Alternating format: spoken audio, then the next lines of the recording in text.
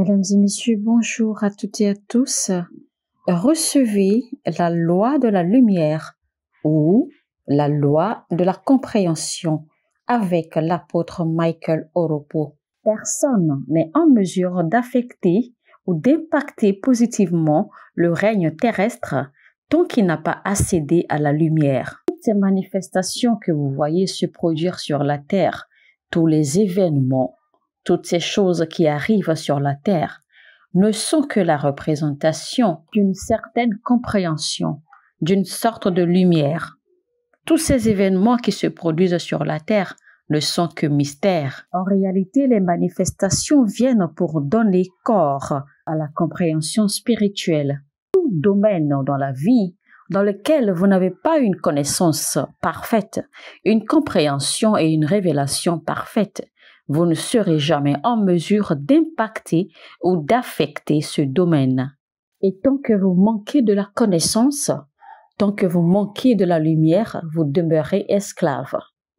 Mais dès que vous recevez la lumière, la connaissance, la compréhension, eh bien, vous pouvez commander toutes choses. Il y a beaucoup de choses que vous espérez recevoir. Mais dès que vous avez la compréhension, dès que vous avez la lumière, dès que vous avez la révélation, vous allez chercher ces choses par vous-même. Vous allez les prendre. Parce que la lumière, la connaissance, la compréhension, la révélation vous confèrent de façon ultime une sorte de pouvoir. Un pouvoir à conquérir facilement. Voici 4 façons de recevoir la lumière de Dieu qui éveillera votre onction.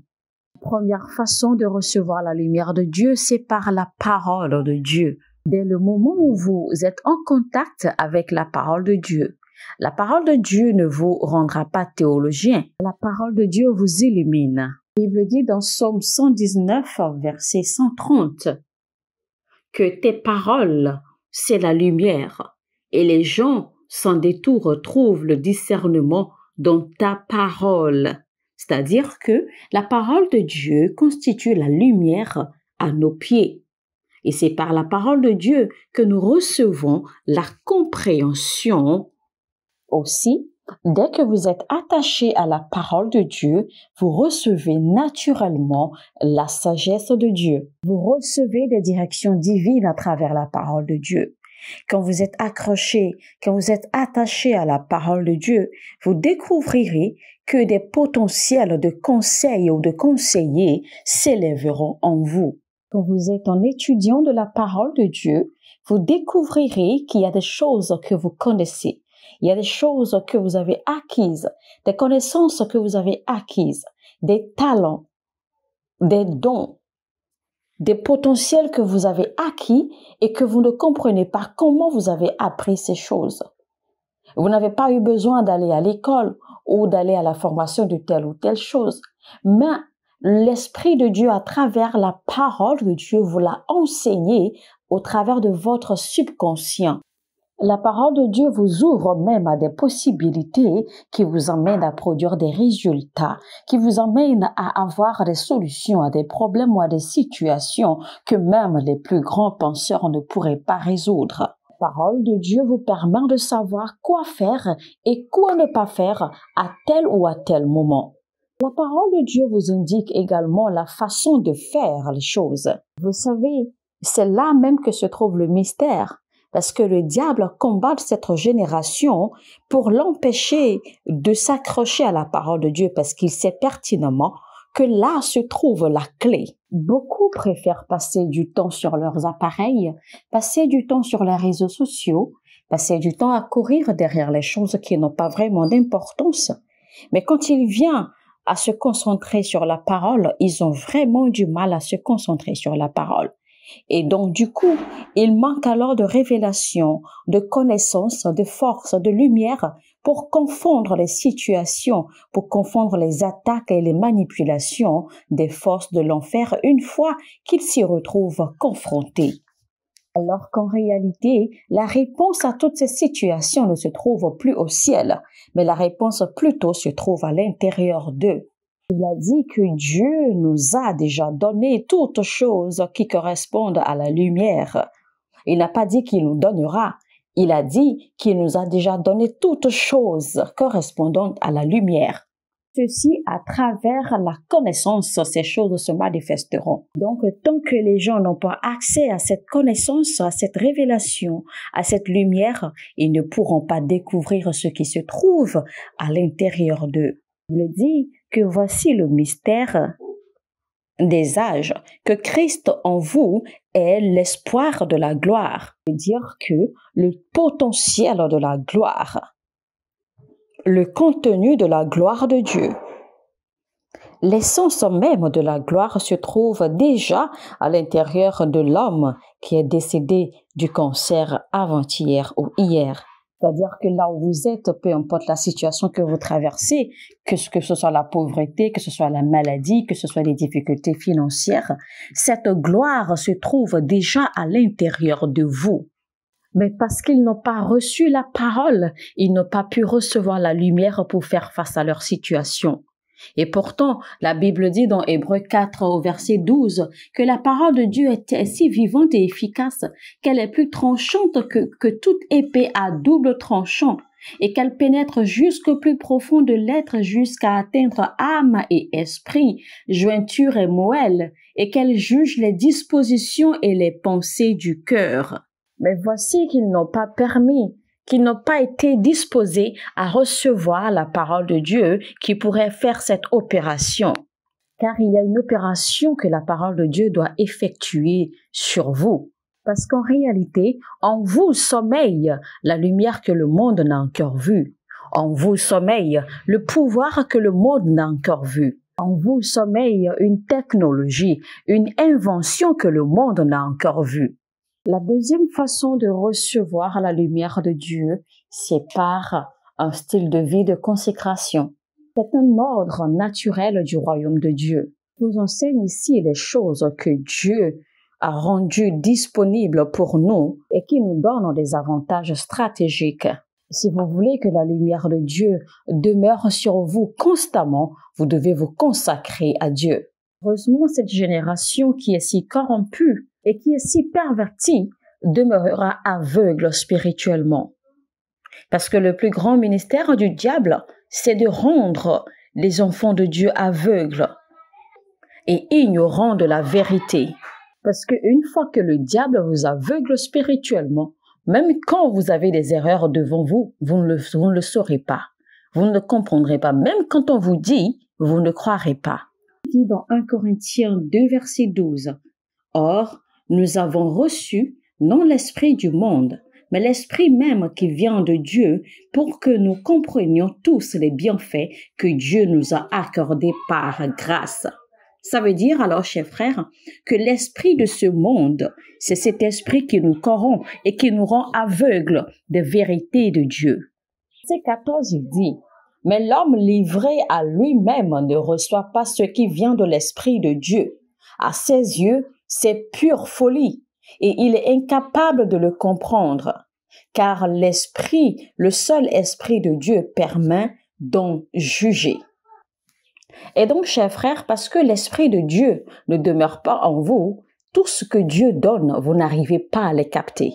Vous n'arrivez pas à les recevoir. Au verset 13, maintenant, il dit, « Et nous en parlons, non avec les termes qu'enseigne la sagesse humaine, mais avec ceux qu'enseigne l'esprit. Ainsi, nous exposons les réalités spirituelles dans des termes inspirés par l'esprit. » Alors, chers frères, pour qu'un homme puisse marcher avec Dieu et jouir de sa lumière de façon conséquente, cet homme doit se consacrer. Parce que si vous ne vivez pas une vie de consécration, vous ne pourrez pas découvrir la connaissance ou la vérité. Peu importe comment vous lisez la Bible, vous n'aurez pas la lumière qu'il faut. Lisez la Bible autant que vous le voulez. Parce que si vous êtes dans la fornication, si vous êtes dans les malversations, si vous êtes dans les manipulations, eh bien, vous ne pourrez pas avoir accès à la lumière, à la vérité, à la révélation qui se trouve dans la parole de Dieu. Pourquoi? Simplement parce que, à travers votre style de vie, vous vous êtes soumis au roi de ce monde. Et le roi de ce monde, qu'est-ce qu'il fait? Il vous aveugle. Il est dit dans Éphésiens chapitre 1, verset 18, qu'il illumine ainsi votre intelligence afin que vous compreniez en quoi consiste l'espérance à laquelle vous avez été appelés. Quelle est la glorieuse richesse de l'héritage que Dieu vous fait partager avec tous ceux qui lui appartiennent. Et donc, chaque fois que vous vous compromettez et que vous vous exposez à vivre un style de vie ou à pratiquer les choses du monde, vous endurcissez votre cœur et vous noircissez ainsi votre esprit, vous aveuglez ainsi votre esprit. C'est pour cela que Pierre a conseillé, a recommandé à la jeunesse, il a dit « Fuyez les luxures de la jeunesse, fuyez les désirs de la chair de la jeunesse, parce que ces désirs se dressent contre votre âme. » Vous pensez que c'est seulement 5 minutes de plaisir sexuel que vous avez eu.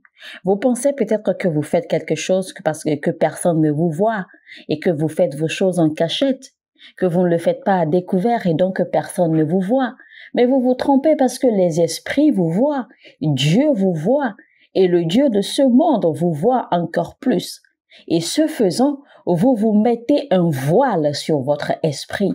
Vous vous mettez un voile noir sur votre âme. Et quand Dieu commencera à faire la dispensation de grâce pour le leadership, quand Dieu commencera à faire la dispensation de grâce pour donner des solutions aux hommes, pour donner des opportunités, des ouvertures de grandeur aux autres, vous serez surpris que vous n'en recevez absolument rien. Troisième façon d'acquérir la lumière de Dieu, c'est à travers le service. Il y a beaucoup de connaissances que vous ne pouvez pas avoir à travers les livres. Alors Dieu vous conduira, Dieu vous positionnera sous quelqu'un, sous une personnalité qui possède ces choses que vous avez besoin d'apprendre ou d'acquérir, de sorte qu'à travers la lumière ou la connaissance de cette personne, vous en recevez également. Il y a certaines choses que Dieu désire que vous fassiez, que Dieu veut vous utiliser à accomplir. Mais pour que vous puissiez acquérir ces choses, Dieu vous positionnera sous quelqu'un qui possède déjà ces choses, afin que vous puissiez en apprendre de ce dernier. Et la seule façon, ce sera par le service. Et de cette personne sous laquelle Dieu vous positionnera pour vous former, eh bien, vous apprendrez de ses expériences, vous apprendrez de ses connaissances, vous apprendrez de ses exploits, vous apprendrez également de ses échecs. Il y a beaucoup de disciples qui, à cause de l'ignorance, se mettent en colère ou se fâchent contre leur maître ou la personne qu'ils sont appelés à servir. Parce qu'ils découvrent certains côtés ou certains caractères, si on peut les décrire négatifs, de leur maître et donc ils s'en plaignent parce qu'ils pensent que leur maître doit être quelqu'un de entièrement parfait, sans tâche, sans erreur, sans faute. Et donc certains disciples s'en trouvent offensés, s'en trouvent indignés et se mettent en colère contre leur maître. Et ils oublient que chaque être humain est appelé à commettre des erreurs. Chaque être humain a ses défauts. Et donc, le maître peut également avoir des défauts. Et il faut savoir que même ces défauts font partie de son ministère. Même ces défauts font partie de son appel. Et ces défauts existent également pour vous apprendre quelque chose, pour vous inculquer une sagesse. Parce que à travers ces défauts, à travers ces erreurs, vous apprenez ainsi, vous découvrez ainsi que voici des choses que vous ne devez pas faire. Voici des erreurs que vous ne devez pas répéter. Voici des défauts que vous ne pouvez pas vous permettre d'avoir. Donc, même les défauts de vos maîtres constituent une sagesse pour vous. Les défauts de vos maîtres vous montrent ce qu'il faut éviter, ce qu'il ne faut pas faire, comment vivre. Donc, il faut garder à l'esprit que même les échecs de ceux que vous êtes appelés à servir constituent une bénédiction pour vous, parce qu'à travers leurs échecs, vous apprenez à éviter les erreurs. Vous apprenez à ne pas finir comme eux, ou vous apprenez à ne pas commettre, ou vous apprenez à ne pas avoir les mêmes échecs. Paul enseignait dans Philippiens 4, verset 9, il disait à Timothée, « Ce que vous avez appris et reçu de moi, ce que vous m'avez entendu dire et vu faire, mettez-le en pratique. Alors le Dieu qui donne la paix sera avec vous. » Donc, de façon indéniable, il y aura des choses que vous verrez, il y aura des choses que vous entendrez. C'est pour cela que quiconque désire avoir de l'impact dans la vie, avoir de l'impact dans son destin, doit nécessairement servir à quelqu'un d'autre, doit nécessairement servir un supérieur. Parce qu'il y a beaucoup de choses, beaucoup de connaissances à acquérir dans le service. Et aussi, si vous ne servez pas, personne ne vous servira. Et si vous ne pouvez pas suivre quelqu'un, il vous sera difficile de l'aider des gens. Le service vous ouvre la porte sur des secrets, sur des connaissances secrètes, des connaissances qui n'existent pas dans les livres, des connaissances qui ne sont pas vues sur le marché public, des connaissances que vous ne pouvez avoir en tout le monde, des connaissances qui existent en une personne en particulier que vous devez servir pour pouvoir les acquérir. Et donc, Dieu utilisera ces personnes que vous servez pour vous équiper, pour vous former, pour vous entraîner, pour vous équiper de la lumière, de la connaissance et de la révélation qu'il faut. Parce qu'il arrivera des moments où vous ne serez pas en mesure d'enseigner, où vous ne serez pas en mesure d'avoir les mots qu'il faut pour exprimer les connaissances qui sont enfouies en vous. Mais vous verrez que ces connaissances se manifesteront par la puissance de Dieu à travers vous dans la vie des gens. Car ce n'est pas tout que l'on peut enseigner. L'on ne peut pas enseigner certaines choses avec des mots, ou avec des expressions, ou encore avec des termes scientifiques ou techniques. Il y a des choses qui ont besoin d'être vues. Il y a des choses qui ont besoin d'être reçues par impactation. Alors, le service vous ouvre l'opportunité de voir ces choses, d'assister à ces choses, d'être témoin de certaines choses, d'acquérir ce qu'il faut et d'être impacté également. Et vous verrez que quand vous serez disposé à servir, une sorte de lumière supérieure, de révélation supérieure reposera sur vous. La quatrième façon pour acquérir la lumière de Dieu, pour accéder à la lumière de Dieu, c'est par la prière. Paul a dit dans Éphésiens chapitre 1, verset 17, « Je demande que le Dieu de notre Seigneur Jésus-Christ, le Père qui possède la gloire, vous donne par son esprit sagesse et révélation pour que vous le connaissiez. » Dans ce verset que l'apôtre Paul nous a démontré, ou nous démontre les 4 dimensions majeures dans lesquelles vous entrez quand vous atteignez le zénith de la lumière. Il a dit par son esprit, l'esprit de la sagesse et de la révélation, pour que vous puissiez le connaître. Il continue au verset 18, il dit qu'il illumine ainsi votre intelligence afin que vous compreniez en quoi consiste l'espérance à laquelle vous avez été appelés. Il y a 4 classes majeures auxquelles vous accédez quand vous atteignez la lumière. La première classe, c'est la sagesse. Et la sagesse, en réalité, c'est la disponibilité de la connaissance. Et donc, la sagesse vous ouvre aux connaissances élémentaires. Mais il y a un niveau plus élevé, et c'est ce qu'on appelle la révélation. Et quand vous quittez le niveau de la révélation, eh bien, vous entrez dans le niveau de la sensation, vous entrez dans le niveau de la sensation, vous entrez dans le niveau du toucher, le niveau où vous pouvez clairement, visiblement expérimenter l'évidence de la révélation que vous avez reçue, de la vérité profonde cachée que vous avez vue. Et après ce niveau du toucher, ce niveau de la manifestation, ce niveau de l'évidence, vous avez enfin la lumière. Là où la lumière jaillit et vous fait voir toutes choses clairement. Et là où vous ne pourrez plus commettre d'erreurs, là où vous ne manquerez plus de direction, là où vous ne manquerez plus de savoir quoi faire et quoi ne pas faire, là où vous ne manquerez plus de recevoir et d'entendre la voix de Dieu, là où vous ne manquerez plus de savoir quoi décider, comment prendre les décisions, comment impacter, etc. Et donc, un homme qui ne prie pas ne peut pas avoir de l'impact avec les rudiments, avec les connaissances élémentaires. Vous ne pourrez jamais impacter votre monde avec des connaissances élémentaires. Vous pouvez impacter votre monde seulement quand vous accédez à la connaissance, à la révélation, quand vous accédez à la lumière et que vous arrivez à démontrer et que vous arrivez à mettre en pratique la connaissance et la révélation que vous avez reçue. Et donc, cette chose ou cette clé qui pourra vous faire entrer en profondeur dans les dimensions profondes de la lumière, c'est la prière. Alors, et parce que les disciples n'étaient pas prêts ou n'étaient pas entraînés à la prière, Paul a dit, maintenant je prie pour vous. Mais après cela, il a commencé à leur enseigner à prier. Parce que vous avez besoin de prier par vous-même afin que vos potentiels, vos sens puissent être illuminés. À travers la prière, vos potentiels seront activés. Les choses cachées en vous se mettront à reprendre vie et à se manifester. Amen.